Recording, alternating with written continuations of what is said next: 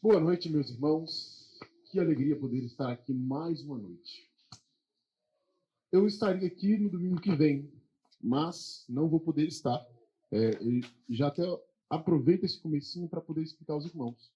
No domingo que vem, estarei junto ao pastor Lucas, lá no projeto missionário, né? Junto aos jovens e adolescentes das igrejas batistas mineiras. Orem por nós, orem para que as cidades que vão receber os projetos missionários possam ser impactadas, possam receber o evangelho e vidas possam receber amor, serviço e transformação.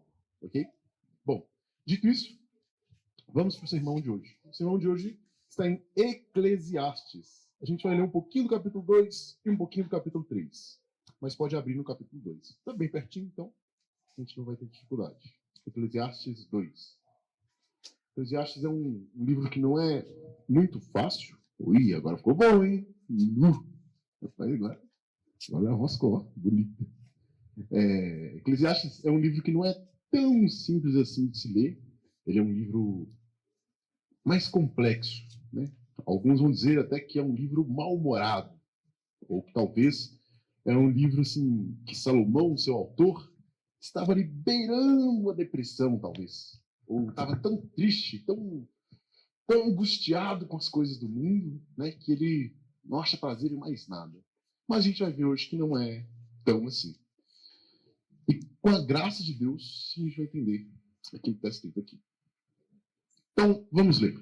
A partir do verso 18 de Eclesiastes 2. Está aqui também. Show de bola. Desprezei todas as coisas pelas quais eu tanto me esforçara debaixo do sol, pois terei que deixá-las para aquele que me suceder.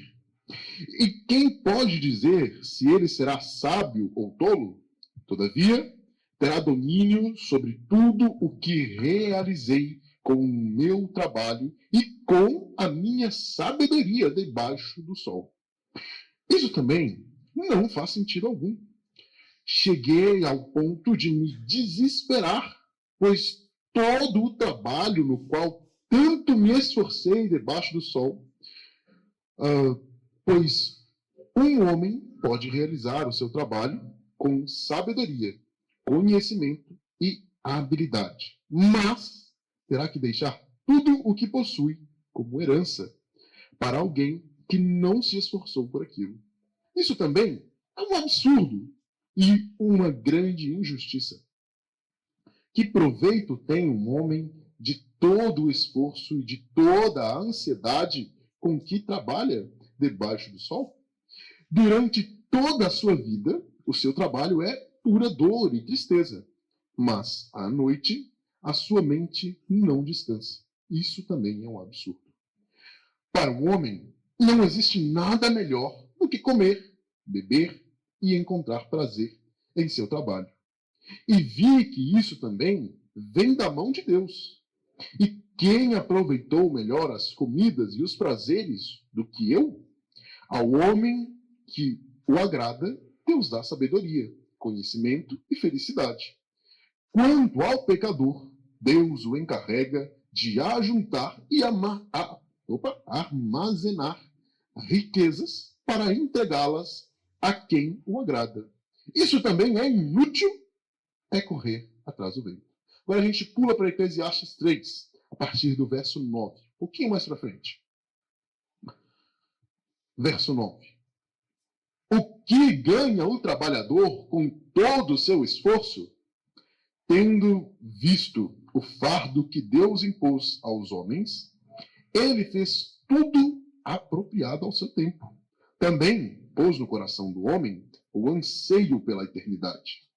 Mesmo assim, ele não consegue compreender inteiramente o que Deus fez. Descobri que não há nada melhor para o homem do que ser feliz e praticar o bem enquanto vive. Descobri também que poder comer, beber e ser recompensado pelo seu trabalho é um presente de Deus. Essa noite a gente vai até aqui. Tá? Sem briga. Vamos orar então. Deus, o Senhor é um Deus muito bom e misericordioso. Nós o agradecemos, Deus, porque o Senhor nos agraciou com a sua palavra. Muito obrigado, Deus, porque temos acesso livre à sua palavra e podemos, Senhor, estudá-la, ouvi-la com liberdade. Pai, aqueles que não podem, que o Senhor dê graça a eles, Deus, e possam. Pai, aqueles que não têm acesso à sua palavra, Deus, mas desejam isso, que o Senhor dê graça a eles, Pai, e nos envie até eles. É em nome de Jesus que nós oramos e glorificamos o teu nome, ao Pai e ao Espírito Santo. Amém. Irmãos, é um texto até sim. Já entendi, tem que ficar quietinho. Vou ficar quietinho. É um texto até prático, bem prático. Mas a gente vai dar uma destrinchada nele e vai trazer algumas aplicações à nossa vida como igreja. Então, o assunto que nós vamos conversar hoje é igreja, é o corpo de Cristo. Como a igreja funciona? Talvez a doutrina da igreja. Mas para ilustrar um pouquinho esse sermão, eu queria contar uma historinha, que é a história do galo que achava que fazia o sol nascer. Bom, essa história é uma história de Rubem Alves. E é mais ou menos assim. Existia um galinheiro onde todos viviam ali. Perus, patos, galinhas, galos, franguinhos e até pintinhos. E um dia, nasceu ali um pequeno franguinho. E quando ele nasceu, o ovo se quebrou. O sol estava para nascer, e então ele deu o primeiro piado e o sol nasceu. Todos sabiam que aquele era o escolhido para fazer o sol nascer. Como era de tradição, todo pintinho que nascesse e piasse e o sol nascesse, esse era o escolhido para fazer o sol nascer, quando se tornasse um galo. Seria o galo que fizesse o sol nascer. Bom, esse pintinho então foi doutrinado e ensinado enquanto crescia. E ele foi crescendo e crescendo, e ele sabia que sempre que ele cantasse, o sol nasceria. Ele era o encarregado disso. E ele foi colocado sobre ele esse fardo. Então ele acompanhava o galo, que na época dele pintinho, fazia o sol nascer. Ele acompanhava e aprendia o que deveria ser feito, quantos relógios deveria ser colocado ali para despertar, para não perder o horário e tudo mais. E então, ele foi crescendo, crescendo, até que chegou o tempo em que ele, finalmente, pela primeira vez, acordou no horário, até um pouquinho adiantado, penteou o cabelo e deu um jeitinho, e então olhou para o horizonte que não tinha luz alguma, e deu o seu canto. E com aquele belo canto, o primeiro raio de sol veio sobre o galinheiro. E todos viram, de fato, ele é o galo que faz o sol nascer. E bom, naquele momento em diante, ele se tornou o galo que fazia o sol nascer. E todo dia ele colocava 5, 6, 8 relógios para nunca perder o horário. Ele cuidava da voz e durante o dia falava pouquíssimas palavras para que sempre o sol nascesse. Bom, essa era a responsabilidade desse galo. Ele não poderia se dar o luxo de atrapalhar a voz. Ao mesmo tempo, ele não tinha relacionamentos, porque afinal de contas, ele não podia se distrair. Ele não fazia outras coisas, ele não se divertia, ele não comia algo diferente, mas uma ração regrada. Afinal de contas, a voz dele é o que fazia o sol nascer. Esse galo não poderia se permitir esses luxos. Até que um certo dia, uma franguinha que o viu ali e olhou para ele, ela veio de outro galinheiro. Ela disse, que galo bonito. Eu tenho que ganhar o coração desse galo. E um dia ela disse, então, olha, vamos sair, comer um milho diferente, e etc. E ele disse, não, eu não posso. Eu sou o galo que faz o sol nascer. Eu não posso me dar esses luxos. Eu preciso estar centrado. E aquela franguinha não desistiu dele. Ela falou assim, larga de bobagem, você faz o sol nascer nada, rapaz. Lógico que faz. E todos diziam, mas ele faz o sol nascer. Todo mundo sabe disso. Então, um dia, ela entrou no puleiro do galo, trocou os relógios, mudou os horários de todos eles. E o galo se preparou naquela noite, foi dormir, e ele acordou. Ele acordou de uma forma diferente hoje. Não era o despertador que o tinha acordado, mas sim a luz do sol batia no seu rosto. Ele não podia acreditar naquilo. Como assim? O sol nasceu? O que aconteceu? E ele olhou os relógios, e os relógios estavam dando um horário, mas o sol já estava de pé. E então ele, incrédulo, sai e vê as demais pessoas, os perus, os frangos, as galinhas, todo mundo também incrédulo. Eles descobriram que aquele galo não fazia o sol nascer. E, na verdade, o sol só nascia. Aquele galo cantava. Mas não era o canto dele que fazia o sol nascer.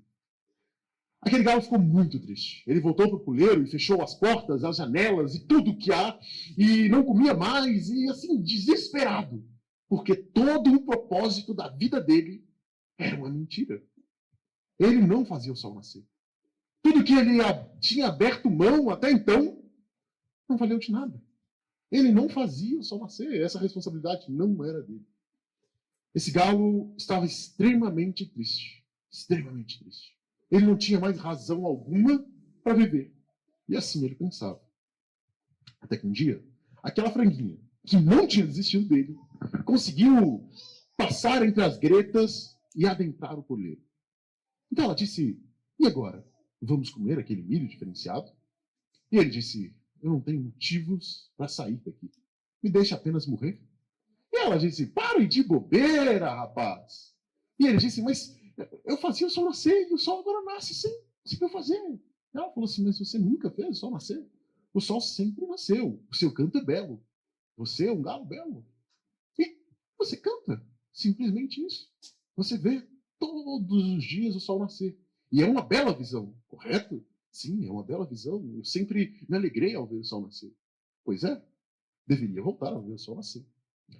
Aquele galo, nesse momento, diante da dor e da humilhação dele, ele até chegou a cogitar algumas coisas que ele tinha pensado durante a semana. Por exemplo, a dúvida de que se as coisas eram reais, de se... Bom, ele não tinha mais certeza de nada. Ele apenas tinha dúvida. Ele cogitou também sobre a injustiça que sofria, porque diariamente as pessoas vinham até ele, vinham até a porta ali e zombavam dele. Não, ele não via as pessoas, mas as pessoas zombavam dele. E ele ouvia. As pessoas não, os animais, né? E ele se sentia cansado. Afinal de contas, todos esses anos, sem nenhuma folga, sem nenhuma férias, ele acordara cedo e cantara para o sol nascer. Ele se sentia assim. Mas, diante daquilo que a franguinha havia dito, ele não saiu de casa. Ele disse para ela ir embora, mas no outro dia de manhã, acordou bem cedo, como costumava fazer. Subiu até o telhado mais alto da fazenda, aonde a vida dele inteira ele havia se colocado de pé e piado e depois cocorejado para o sol nascer. E quando o sol nasceu, ele viu ao horizonte vindo aquelas luzes tão belas, aqueles raios de luz, banhando todo o horizonte. Ele então cantou, da forma mais alta, mais potente que ele soubera cantar. Uma nova canção, muito mais alegre e muito mais alta. E então, um peru, debochando, com aquela forma cheia de gargalhadas, disse, ha! Vai fazer o sol nascer de novo? E o galo disse, não, dessa vez não. Antes, eu achava que cantava para ver o sol nascer. No entanto, hoje eu canto porque o sol nasceu. Eu canto porque o sol apareceu mais um dia. Bom, vocês podem estar pensando, né? O que tem a ver essa história tão bonitinha, essa história, essa fábula, com o texto que nós lemos? O que tem a ver isso com Eclesiastes? O que isso tem a ver com o que Salomão está dizendo? Salomão está falando de trabalho, está falando de galo cantando? Bom, vamos entender um pouco melhor. Primeiro de tudo, é que quando a gente olha para Eclesiastes, a gente precisa entender que Salomão está falando de uma vida real. Se Provérbios está falando de uma vida perfeita, de um mundo perfeito, onde as coisas acontecem como elas deveriam, Eclesiastes está falando de como as coisas realmente acontecem. Então, por exemplo, a gente vai ver injustiças em Provérbios, ou em Eclesiastes. A gente vai ver que uma pessoa que é pobre e sábia salva toda uma vila e depois as pessoas se esquecem dele e ele continua pobre e sábio, mesmo tendo salvado toda a sua vila. Isso é injustiça, mas é a vida real. Nós vamos ver que em Eclesiastes, Salomão ele se depara com a realidade da vida, tanto as partes boas quanto as partes ruins, e ele as descreve com exatidão. E por isso, algumas pessoas acham que ele está meio deprimido ou depressivo, ou mesmo ele só enxerga as partes ruins da vida. Mas a gente vai ver que não. No mundo real, o trabalho é duvidoso, injusto e cansativo. Isso é um fato. Por exemplo, no verso 18, nós vemos assim: pois terei que deixá-las para aquele que me suceder. Ele será sábio ou será tolo? Bom, Salomão está dizendo que ele trabalhou a vida inteira. Ele ajuntou riquezas e construiu grandes coisas. Mas, uma hora ele vai morrer. E tudo aquilo que ele fez, todo aquele grande império, vai ter que ser passado para outra pessoa. E será que essa pessoa vai ser sábia ou será tola? Ela dará continuidade àquele trabalho ou ela acabará com aquele trabalho todo? Ela continuará com a empresa do seu pai ou ela afundará a empresa? A gente tem aí uma métrica que até a terceira geração uma empresa é bem sucedida e na quarta ela tende a falir. E talvez Salomão já tinha pensado nessa métrica.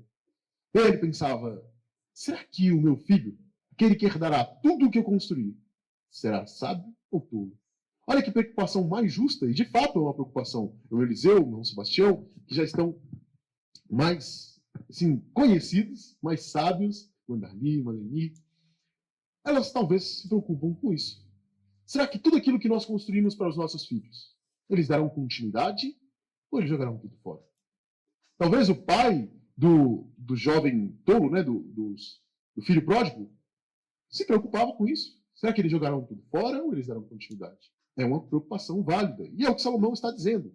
Debaixo do sol, ou seja, tudo aquilo que é real, tudo aquilo que está debaixo do sol, tudo aquilo para qual o sol nasce, na verdade, assim, a gente consegue ver que é duvidoso. A gente pode trabalhar, trabalhar e trabalhar, mas será que será continuado ou será jogado tudo fora? É uma preocupação que existe e que é real. No verso 20 e 21, ele mostra como é injusto o trabalho debaixo do sol.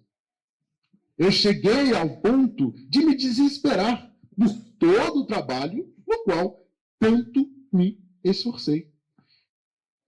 Ele terá que deixar tudo o que possui como herança para alguém que não se esforçou para aquilo. Olha para você ver como é injusto. Uma pessoa se esforça muito, muito, muito, dá todo o seu sangue, todo o seu suor, todo o seu tempo para construir algo que outro que não se esforçou para nada receberá. Às vezes isso mostra como é injusto. Tudo bem, são os nossos filhos, são aqueles que nós amamos, mas não deixa de ser injusto. E aquela pessoa que está recebendo aquilo não se esforçou. Às vezes o trabalho é muito injusto. Mas dá um outro exemplo disso aí. Tem um outro exemplo que a gente pode aplicar isso também. Às vezes a gente trabalha muito, mas quem vai receber aquilo ali não é a gente. Talvez é o nosso chefe, nosso patrão, e por aí vai. Ele não se esforçou para nada, mas ele recebeu. Parece um pouco injusto, às vezes. E muitas das vezes, quando a gente trabalha no chão de fábrica, a gente até pensa nisso, né? Como injusto. Eu ralo pra caramba. O cara que está lá no computador ganha muito mais do que eu. Parece injusto o trabalho debaixo do sol. E o trabalho debaixo do sol também é cansativo. E nós sabemos o quanto é cansativo. Pegaram 30 na sexta-feira, pós-expediente, a gente consegue entender o tanto que o trabalho é cansativo debaixo do sol. Como ele é exaustivo. Como ele parece que consome todo o nosso cansaço. E Salomão também sabia disso. Ele fala assim, toda a sua vida, o seu trabalho é pura dor e tristeza. Mesmo à noite, a sua mente não descansa. Quantos de nós já não tivemos um problema grave que nós deveríamos resolver em nossos trabalhos e que mesmo em nosso local de descanso, a nossa casa, a nossa cama, no aconchego dela, em plena quarta-feira, nós nos perguntávamos: como eu vou resolver aquilo? E demorávamos para dormir, demorávamos para conseguir pegar no sono, porque aquela pergunta, como eu vou resolver aquilo, martelava dentro da nossa mente. É cansativo o trabalho debaixo do sol. Da mesma forma, no mundo real, a igreja é duvidosa. A igreja é injusta e cansativa. Salomão está falando sobre trabalho, no geral. Mas nós vamos aplicar aqui a nossa realidade sobre um trabalho específico, o trabalho da igreja. Aquilo que Deus nos chamou a fazer como um corpo, como igreja de Cristo. E sim, o trabalho, ou a igreja, é duvidosa, é injusta e tão cansativa quanto o trabalho. Quer ver isso? Por exemplo, ela é duvidosa no sentido de que, quantos de nós já não pensamos ou ouvimos a seguinte frase? Os demais irmãos vão me criticar e desprezar o meu esforço. Será que a minha igreja vai valorizar o que eu fizer? Será que se eu passar o pano aqui na igreja e deixar isso brilhando, assim, igual a mãe ele deixa aqui, será que a igreja vai valorizar isso? Ou será que as pessoas vão só passar e arranhar outra vez, e outra vez, e outra vez, sem prestar a mínima atenção no trabalho que foi feito? Será que se eu voluntariamente vier e passar óleo em cada uma das janelas, para que elas não agarrem mais na hora de abrir e fechar, e arrume aquele ventilador e aquele de lá, para que sempre esteja o clima mais fresco, será que a igreja vai valorizar isso? Será que mesmo os irmãos vão ver isso? Ou será que vai ser só mais um trabalho à toa? É duvidoso. É muito duvidoso. Será que se eu for até a invasão que está aqui diante de nós e pregar o evangelho a essas pessoas e levar esperanças a essas pessoas, será que a igreja vai valorizar isso?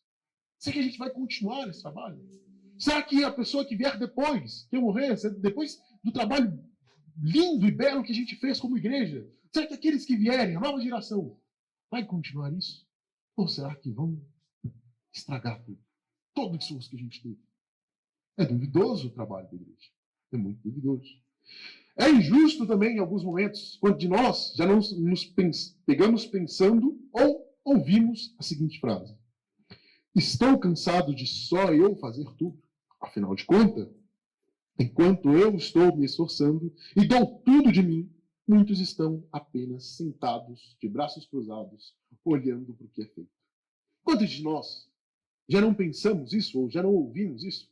Quantos de nós que já nos esforçamos para a igreja, não pensamos ou ouvimos isso, talvez até da nossa própria boca?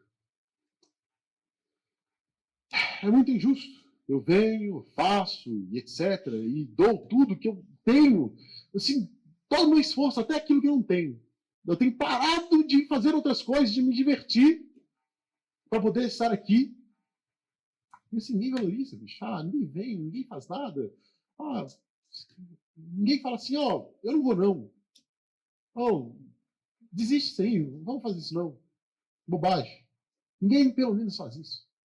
É injusto. É injusto. De fato é injusto. Se você já passou por isso, se você já pensou, já falou isso, fique tranquilo, meu irmão. É injusto. A igreja é injusta.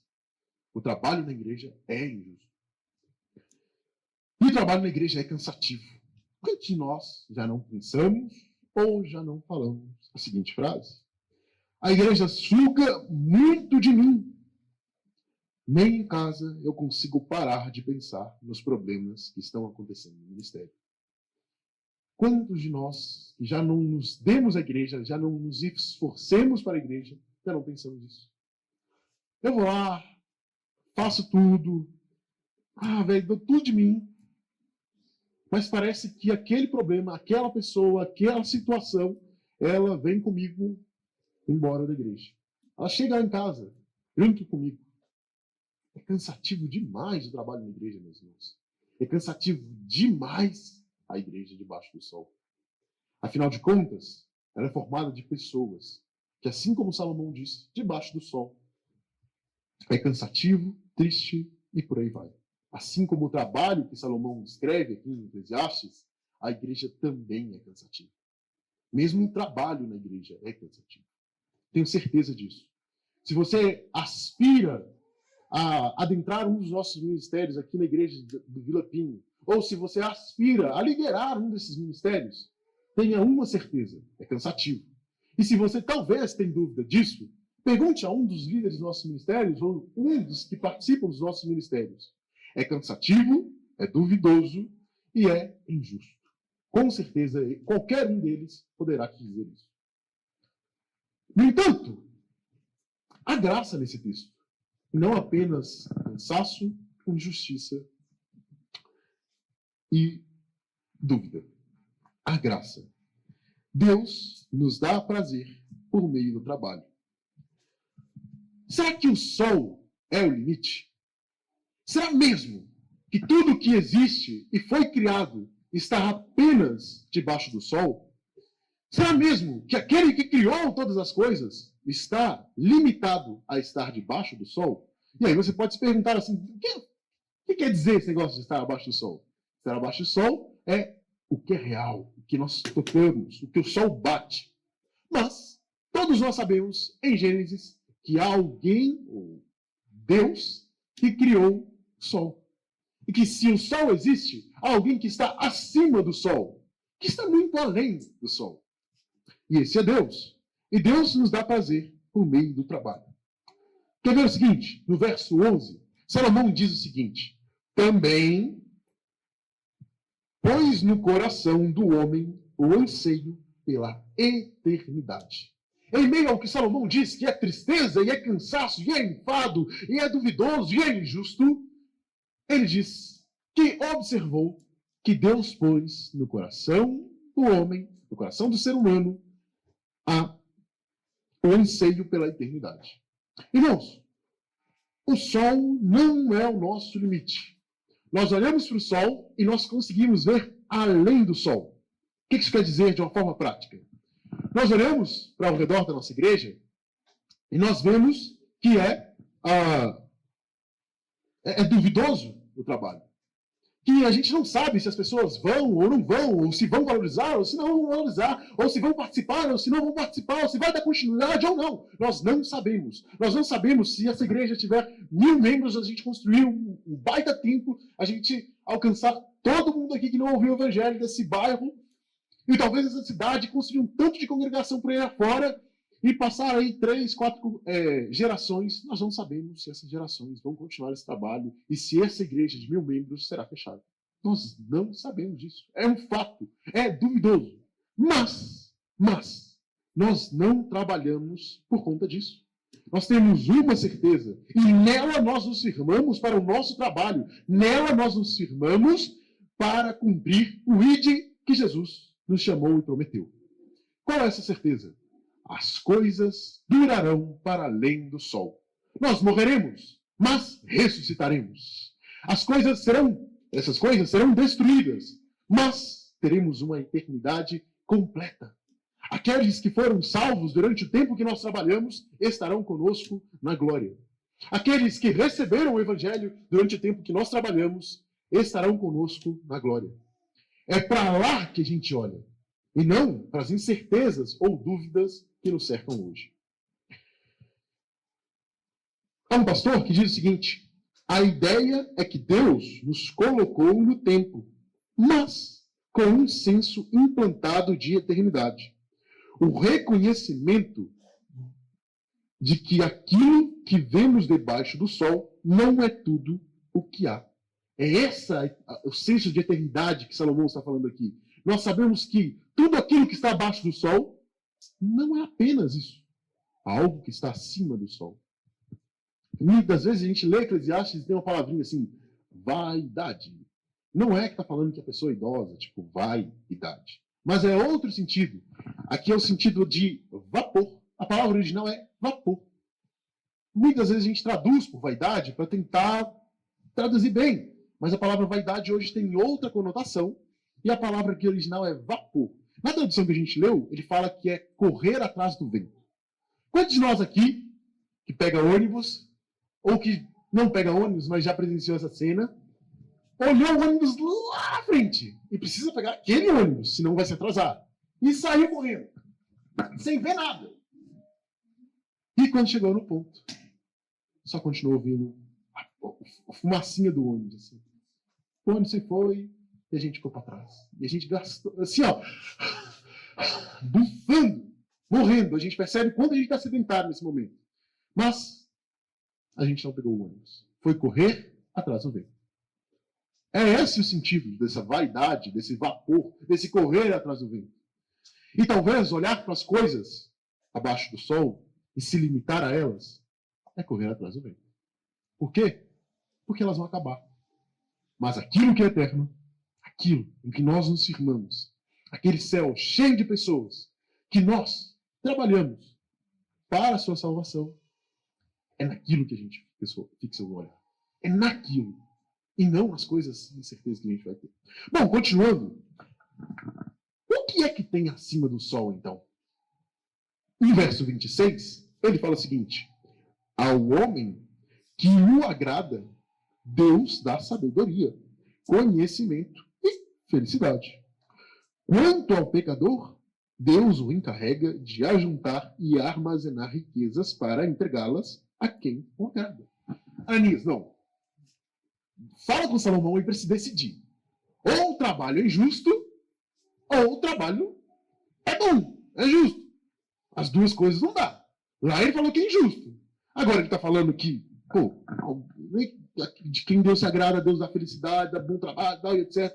E a quem é o pecador, Deus faz aquela pessoa juntar coisas. Ananias, não. Você falou que Eclesiastes é a vida real. Na vida real, eu canso de ver gente que é pecadora tendo muita coisa, tendo muita felicidade, postando tantas stories lá em Copacabana, em Fernão de Noronha e por aí vai. E aquele pobrezinho que trabalha honestamente, eu vejo ele só sofrendo. Ou a coisa é justa ou é injusta, né? A coisa é justa. É justa. Debaixo do sol, o trabalho é injusto. É um fato. Mas a gente olha para o que está acima do sol. E acima do sol, no dia do Senhor, nós temos a promessa de que Deus se vingará de si mesmo e não de quem sofreu. Mas Deus se vingará daquelas injustiças que foram cometidas contra ele. Então, o pecador que não se arrependeu, que não mudou o seu caminho, que não houve transformação, como está ali na frente, a esse pecador restará apenas uma coisa: pegar tudo aquilo que ele construiu e passar para o que é justo, de quem Deus se agrada, como o texto nos deixa claro. E para aquele quem Deus se agrada e que trabalhou tão honestamente, então Deus dirá: venha, meu filho, bom e justo, aproxime-se de mim e ceia comigo. Igual naquela parábola dos talentos, lembra? Que Jesus não, né? O rei ali, ele chama no final aqueles que fizeram, que cumpriram, para estar próximo dele e se alegrar na festa dele. E aquele que enterrou o talento, ele fala assim: vai, joguem esse homem fora da minha presença, que ele é inútil. Assim também é com a gente. É o que Salomão está dizendo. Por último, nós estamos, uma frase que eu gosto muito de falar, como Eliseu, sabe qual que é? Nós estamos melhor do que nós merecemos, meus irmãos. Isso é um fato. É um fato. Sabe por quê? Capítulo 2, verso 24, diz assim: para o homem não existe nada melhor do que comer, beber e encontrar prazer no seu trabalho. E vi que isso também vem da mão de Deus. Verso 3:13 diz o seguinte: descobri também que poder comer, beber e ser recompensado pelo seu trabalho é um presente de Deus. Imagina se por causa do pecado a gente morresse de trabalhar igual na escravidão e não recebesse salário algum. Imagina que dor que é. Imagina que dor que foi. Mas pensa no seu trabalho hoje. O seu salário que você recebe e que você pode comer um McDonald's. Ou um potinho de Nutella. Ou mesmo um cachorro quente daquele saboroso com a salsicha bem gostosa. Ou mesmo um franguinho. Um ovinho frito. Aquele pintinho lá do começo. Que não foi, chegou a ser o pintinho que fazia o sol nascer. Que eu comi o ovo. Bom, é muito bom. E pensa naquela sua comida preferida. Imagina se na queda a gente tivesse perdido o paladar. Imagina só. A gente não ia ter esse prazer. A gente não ia ter o prazer de tomar um copo de água bem gelado, vamos fazer agora, enquanto você tem calor. E se satisfazer com isso. A gente não olharia para o nosso trabalho, independente de qual for, e não teríamos orgulho naquilo. Nós não nos alegraríamos nas obras de nossas mãos. De forma alguma. Deus poderia nos tirar tudo isso em meio ao pecado da queda. Mas nós temos tudo isso. Então, o convite de Salomão aqui é para a gente olhar direito aquilo que a gente vive. E que, de fato, é cansativo, mas há prazer naquilo que nós trabalhamos. Um outro pregador diz o seguinte: a posição das coisas é que determina como devemos aproveitá-las. Se as tratamos como objetivo da vida, então continuarão sendo apenas fumaça ou vento, que não satisfaz. Se as recebemos como dádivas vindas da mão de Deus, muitas vezes, por meio do trabalho, as aproveitaremos em um outro patamar, em outro nível. Beleza, mas até aqui a gente falou de trabalho. Talvez a gente está até cansado de saber isso que a gente falou aqui agora, porque o trabalho é uma coisa que a gente trabalha, a gente vive constantemente, seja qual for o trabalho que a gente faça. Mas voltemos então para a temática, para o trabalho aplicado a nós aqui, o trabalho na igreja. Deus nos dá prazer em meio à igreja. Dá para acreditar nisso? A gente acabou de falar que a igreja, o trabalho na igreja, é injusto, é duvidoso e é cansativo. No entanto, Deus nos dá prazer no meio disso tudo. Quer ver como? Dê com alegria, ou melhor, não dê. A roupa de ir ver Deus, que é o que a gente colocou aqui como título desse sermão. Muitas das vezes, a gente acha que o nosso momento de alegria, como igreja, é esse aqui, ó. Melhor, não é nem esse. É o que precede esse aqui. É quando a gente vai lá e canta 3 músicas maravilhosas, como um coral só, e a gente fecha os olhos, estende as mãos, e até balança um pouquinho para um lado e para o outro, e aquela coisa toda, aquilo tudo é maravilhoso, e a gente até chora, se lembrando das tristezas, dos sofrimentos, e como Deus cuida de nós, e etc, e etc, e etc. Como isso é maravilhoso. Esse domingo, onde você se veste tão bem, você põe a roupa de ver Deus, e você tem esse prazer de estar aqui durante as 3 músicas. Depois a gente ouve uma pessoa barbuda, ou não tão barbuda, falando aqui por 40 minutos. E, bom, o culto foi maravilhoso. Já posso começar a semana. Agora sim. Mas e se a roupa de ver Deus fosse todo dia? Fosse em meio a velórios? Fosse em meio a prisões? Fosse em meio até mesmo a hospitais? E se a roupa de ver Deus fosse meio ao nosso trabalho? E se a roupa de ir ver Deus fosse vestida até mesmo na nossa casa? O irmão Tião, a gente estava comentando sobre isso, sobre o título do sermão, e o irmão Tião disse ali atrás: eu não vejo Deus com qualquer roupa. Esse é o fato. Esse é o espírito da coisa. A gente pensou em como é, assim, duvidoso o nosso trabalho na igreja. Mas e se a gente se alegrar em tudo que nós fizermos? E se a gente se alegrar ao fazer igual o Anleni e limpar aqui o chão, ou o púlpito, ou as janelas? E se a gente se alegrar ao vir, desmontar aquele ventilador, arrumar ele, ou talvez levar para alguém arrumar e trazer aqui de volta, e aquela pessoa que estava sentada lá atrás, que estava derretendo em suor, não estar mais? E a gente olhar para ela e ver o sorriso de satisfação dela e se alegrar nisso. E se a gente perceber que o momento de alegria não é as 3 músicas no domingo, mas é todo dia? E se o momento de alegrar no trabalho da igreja por todos os dias? Por exemplo, uma pessoa que manda lá no nosso grupo uma mensagem de devocional e que você responde dizendo: Deus o abençoe. Obrigado. Foi muito boa essa sua palavra. Que Deus o abençoe. Isso deve trazer prazer a nós. Poder servir a nossos irmãos e dizer: olha, essa sua palavra hoje foi muito boa para mim. Obrigado por ter se lembrado de mim e ter mandado. Obrigado. Isso deve trazer prazer a nós. Muitas vezes a gente encara isso como um dos outros trabalhos cansativos, ou duvidosos, ou injustos, e simplesmente passa batido. Mas, meus irmãos, a Bíblia nos instrui, nos chama a ter prazer nisso. a nos alegrarmos ao fazer as coisas que fazemos, inclusive o trabalho da igreja. Quem é o centro de todas as coisas? Nós cantamos, porque dele, por ele, para ele são todas as coisas. A ele a glória. Nós cantamos isso. Mas será mesmo? Será mesmo que nós temos convicção disso? Nós dissemos que o trabalho na igreja é injusto, correto? Sim, é injusto. É um fato. É um fato.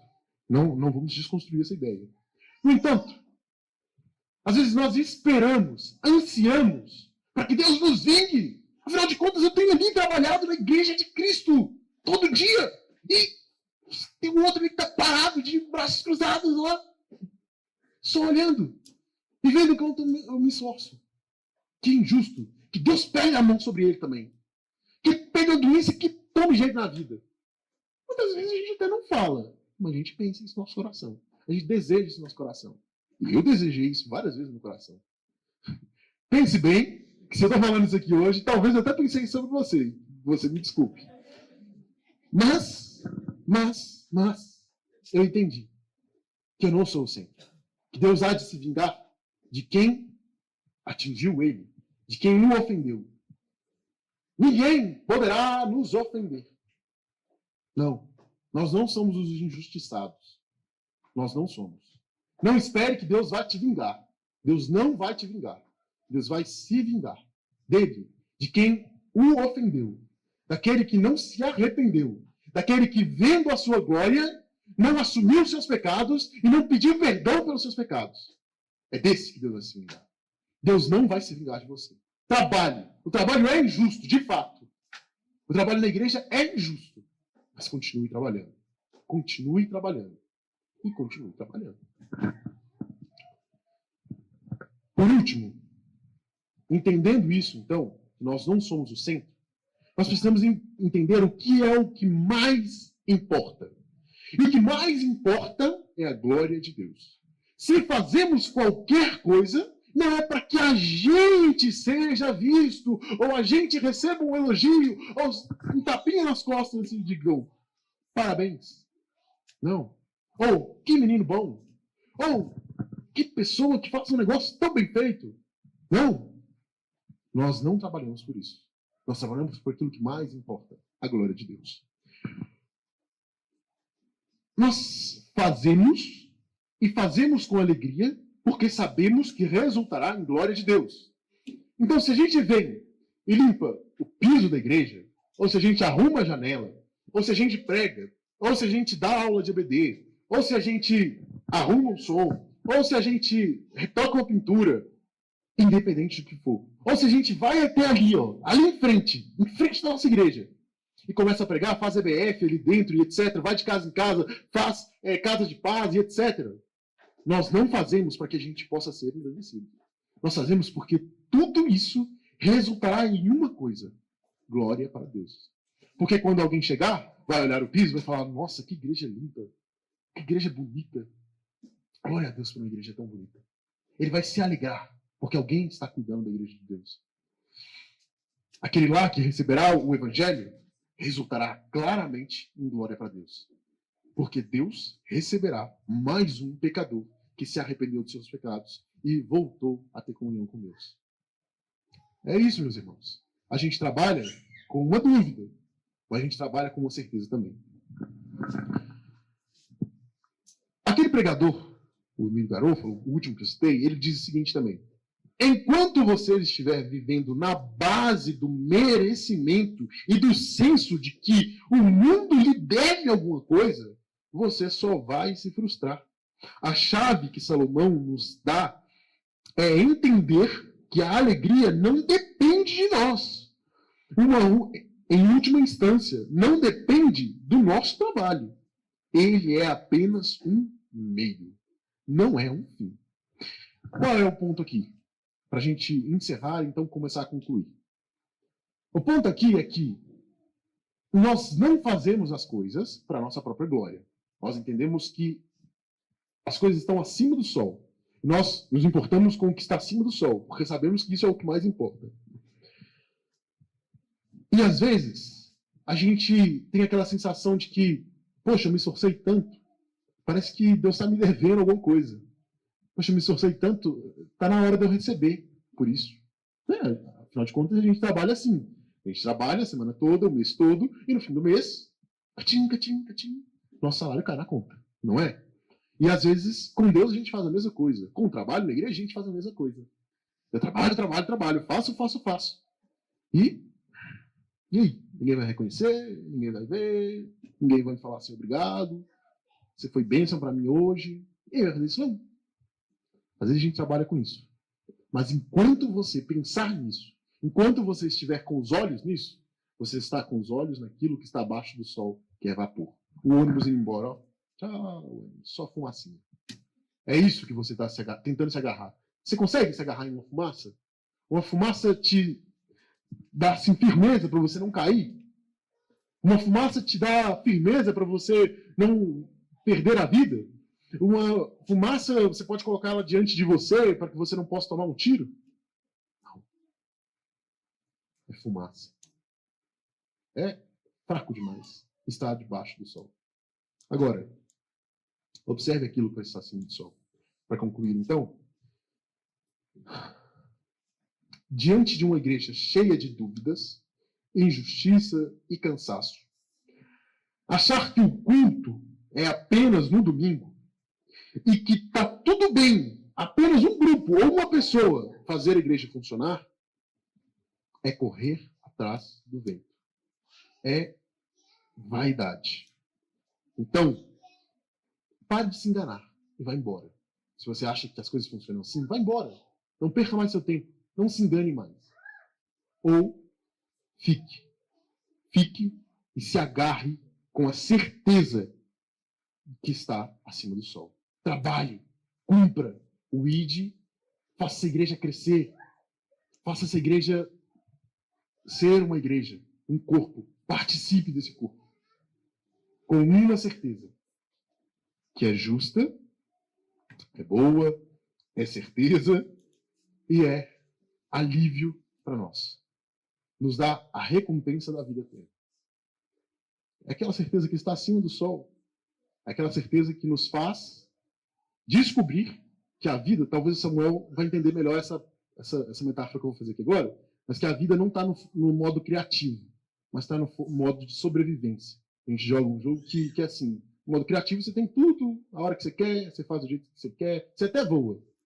E no modo de sobrevivência, você tem que batalhar, você tem que correr atrás. Você tem que sair e se arriscar mesmo. Com uma certeza. Uma certeza. Bom, concluindo então, lembre-se do galinho, a hora que você acordar amanhã de manhã. E lembre-se que a gente não faz o sol nascer. Mas o sol nasce. E diante disso, a gente tem duas escolhas ao descobrir isso. Ou a gente continua no quarto fechado, chorando e triste, ou a gente se levanta e canta o canto mais bonito, porque o sol nasceu mais uma vez. Oremos, meus irmãos. Deus, o Senhor é um Deus muito bom e misericordioso. Nós te agradecemos, Deus, porque toda a injustiça, todo o cansaço, a dor, a tristeza do trabalho e toda a dúvida que há no trabalho, o Senhor rompe ela nos nossos corações. E com a certeza daquilo que está acima do sol, do dia do Senhor, nós continuamos a trabalhar. Pai, que nos momentos em que o nosso coração se angustieie, Deus, haja tristeza e cansaço pelo nosso trabalho e pela nossa igreja, que o Senhor nos lembre que há algo acima do sol e que possamos continuar, Deus, a trabalhar de forma firme e fiel, Deus. Que, para a glória do Senhor, essa igreja possa crescer por meio do nosso trabalho. Que o Senhor nos ajude e que o seu Espírito Santo nos fortaleça para que a gente possa trabalhar com alegria e fidelidade. É em nome de Jesus que nós oramos, também glorificando o Pai e o Espírito Santo. Amém. Irmãos, boa noite, muito obrigado de novo pela confiança dos irmãos. É sempre um prazer poder estar aqui com os irmãos e saber que os irmãos me ouvem e me repreendem. Dan?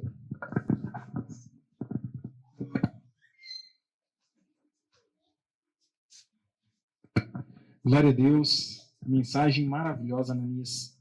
Deus continue abençoando. Irmãos, lembrando a todos sobre as nossas atividades,